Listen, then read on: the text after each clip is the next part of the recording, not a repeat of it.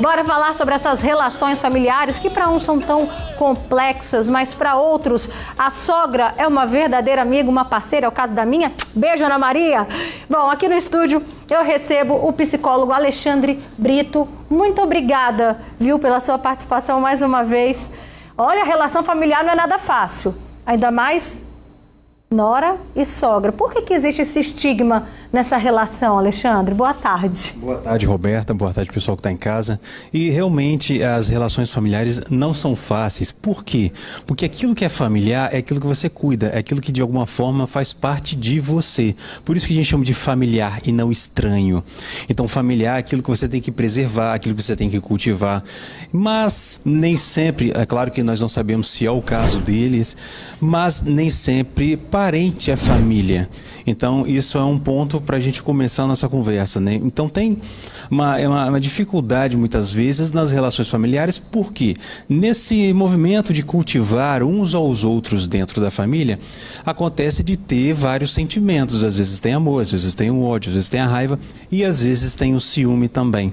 Então, pode haver, numa relação familiar, a dimensão do ciúme, a dimensão do amor, do cuidado, mas é sempre importante que a gente saiba administrar os papéis que a gente está se envolvendo dentro da família. E cabe a quem administrar esse papel, hein? Bom, por exemplo, você mesma pode ser mãe, filha, esposa, mulher, então são vários papéis que você pode ocupar ao mesmo tempo. Então, mas nem sempre esses papéis eles podem andar juntos ao mesmo tempo. Então você tem que saber se dividir. Porque se você é só mãe, você pode deixar de ser mulher, você pode deixar de ser filha. Então é importante que saibamos tentar administrar de um modo ainda melhor esses vários papéis que a gente ocupa dentro da família, sendo que a gente pode saber que não necessariamente para ter um tem que eliminar o outro. E qual é o papel, vamos falar desse caso aí, do homem, do filho, nessa hora, hein, Alexandre? Quando existe um atrito, a gente não está afirmando que existe um atrito no caso aí do Zé Vaqueiro, tá? Ainda não foi exposto o motivo pelo qual a mãe não foi convidada, tá? Mas qual é o papel do homem quando existe esse atrito da mãe e da esposa? Caso haja esse atrito, pode ser que ele esteja dividido entre a cama de casal e o berço. E se houver essa divisão, é preciso também saber administrar justamente esses dois papéis em que você ocupa, né? Se colocar também na relação de um modo em que você não necessariamente vai se privar de uma relação por causa de outra. Então, se você começa a abrir mão de uma relação por causa de outra, você está abrindo mão de você. Você vai começar a se estranhar também. Você vai ver que às vezes você vai dedicar tanto energia a uma só pessoa, a uma só situação, que você se perde. É comum algumas pessoas que se envolvem em relacionamentos até se afastar de amigos ou da própria mãe, ou enfim, de outras situações em que você consideraria importante. E a palavra importar é isso, trazer para dentro, importar para dentro. Então, é fundamental que você possa tentar administrar isso para que você não se perceba o quê? Dependente de uma só pessoa ou de uma só relação, porque aí você cai no risco de uma relação tóxica. E tem algo que a pessoa que está nesse fogo cruzado possa fazer para ajudar? Olha, é interessante, Roberta, que a gente já se afasta quando mais deveria se aproximar. Quando você tem uma dificuldade de diálogo, de conversa, é quando as pessoas se afastam e não falam uma com as outras. É o momento que elas mais precisam falar uma com as outras, é onde tem muito mais ódio. Mas lembrando que às vezes onde tem amor também tem ódio, né? A gente chama até de amódio. Veja bem, então tentar incluir o que a palavra, a conversa, o diálogo, mas você não precisa necessariamente fazer isso de forma solitária. Você pode pedir para alguém te ajudar a mediar essa relação, e essa relação pode ser mediada por algum parente, um amigo ou, por que não, por um profissional de saúde mental que pode contribuir na dinâmica familiar para que ela seja mais saudável. Aqui na internet, os nossos telespectadores estão revoltados. Vou ler alguns comentários. A Maricilda Borges fala, ridículo isso. A Ilza Oliveira Vieira fala, que filho é esse? O dinheiro subiu a cabeça? A Lúcia Ferreira participa também, fala, quando se ama a mãe, é a primeira a ser convidada. Não tenho dúvidas disso. A Letícia Almeida fala, mas gente, que absurdo, imagina só como vai ser essa relação, misericórdia. A Ilza, mais uma vez, está aqui revoltada. Pode ser que a esposa e a mãe não se combinam, né? Enfim, mas mesmo que não se combine, gente, não chegar ao ponto de convidá-la pro grande dia, né? A Ilza fala, o casamento já começou mal. E olha só, vamos falar um exemplo bom, positivo aqui, ó. A Claudicéia Dias também falou, me dei muito bem com a minha sogra, cuidei dela muito bem, até infelizmente ela falecer, sofri muito com a morte dela. Olha aí, isso aqui é uma relação bacana, né? E falando dessa relação bacana, agora a gente conversa pela internet com Elisângela. Ela tem 2 filhos e é super amiga das noras. Olha que legal, não é isso, Elisângela? Boa tarde. Ei, boa tarde, Roberta. É isso mesmo. Boa tarde a todos os telespectadores que estão me escutando agora. Eu tenho um excelente relacionamento com as minhas noras. Sempre foi assim, desde o início? Desde o início. Bom, Roberta, eu estava escutando você dizer aí, falando sobre o tema, né? E me veio à mente o seguinte, né? Eu não sei se as pessoas estão ligadas nesse aspecto, mas eu entendo muito bem o que os filhos normalmente vão encontrar alguém para se relacionar. Os meninos, alguém que tenha características da mãe e as meninas características do pai, né? E isso a gente leva de uma forma muito natural. A gente, quando está vivendo isso, a gente não percebe, mas é exatamente isso. E aí, por que existe tanto conflito entre sogras e noras? Porque exatamente por esse fato, as sogras, muitas vezes, ficam com medo, entram meio que numa competição, né, com medo de perder o espaço que ela tem, porque mãe nunca vai perder espaço. E a nora é uma pessoa que está se chegando na vida do filho, mas é para preencher algo mais e não para tirar nada dele. Então, quando há um conflito de ego, de quem é mais importante, porque ele se importa mais com ela do que comigo, é onde acontecem exatamente os conflitos. Deixa eu aproveitar o seu gancho e fazer uma pergunta aqui para o Alexandre. É verdade isso? A gente sempre escuta, né? O filho busca uma mulher espelhada na mãe e o contrário também, a mulher busca um marido espelhado no pai. É verdade isso, Alexandre? Olha, nós temos muito mais dos nossos pais do que a gente imagina. É até assustador isso. A gente, quando vai descobrindo isso, você vai vendo o quanto você repete. E por mais que você, às vezes, pense assim, eu não vou fazer o que meus pais fizeram, ainda assim eles são referência. Percebe como eles te marcam de alguma forma?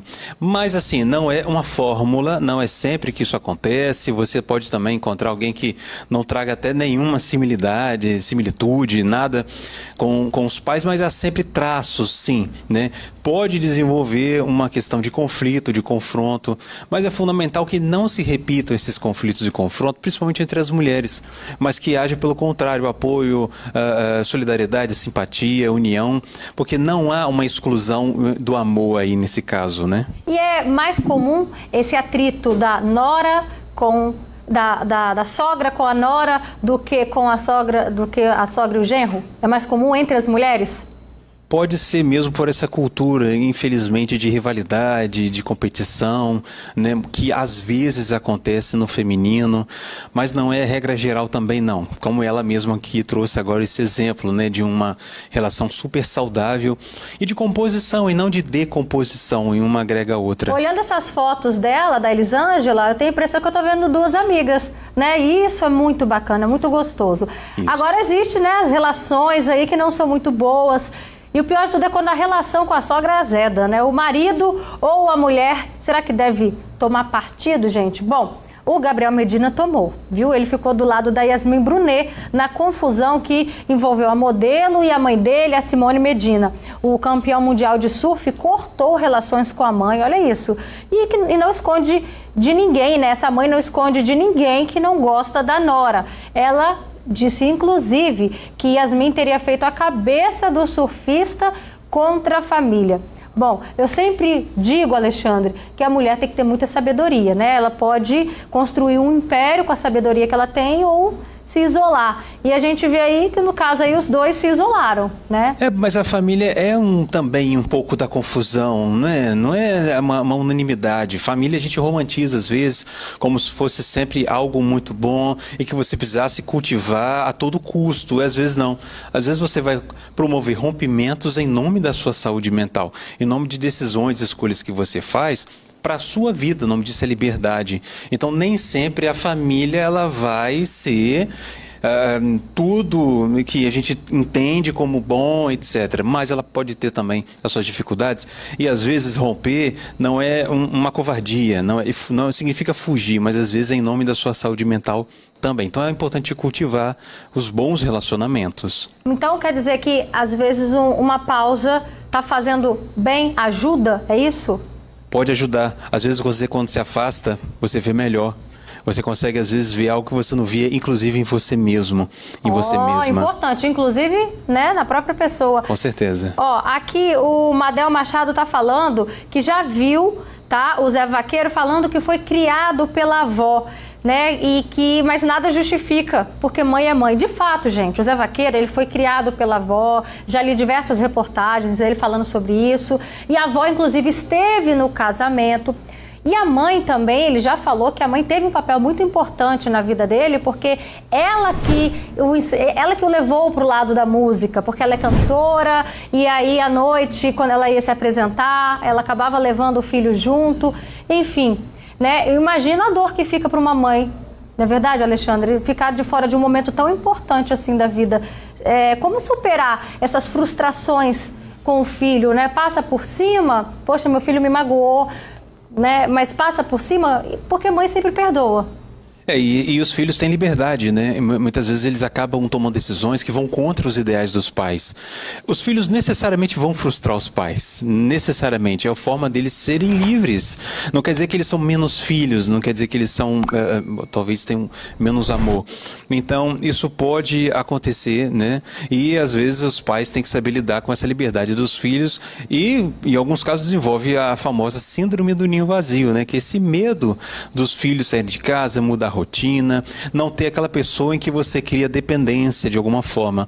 E aí, Roberto, às vezes é tão muito comum no consultório, na clínica, uma pessoa que sempre foi mãe a vida inteira e quando os filhos saem de casa não tem mais propósito de vida, não sabe o que fazer. E aí essas pessoas têm que se reinventar.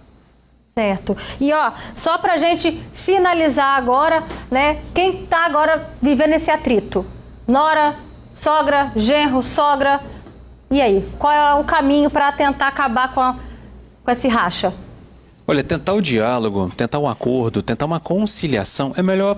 Você não precisa conviver com a pessoa, você não precisa simplesmente ficar só tolerando ela. Você pode também ter o caminho da empatia. O que é empatia? É quando eu me imagino no lugar do outro. E, Roberta, necessariamente, quando a gente se coloca no lugar do outro, tem uma mudança em nós. Então, a gente começa a ver o outro, que às vezes a gente tem ódio, profundo ódio, de um outro jeito, de um outro ângulo, começa a entender, se aproximar. E quem sabe essa empatia, se colocar no lugar do outro, procurar o diálogo, dar uma chance, perdoar. Perdoar, a palavra perdoar significa se doar também. Então, quem sabe fazer essas tentativas em nome da saúde mental da família ou do bem-estar de um ou outro membro que precisa de uma relação que nem sempre você aceita.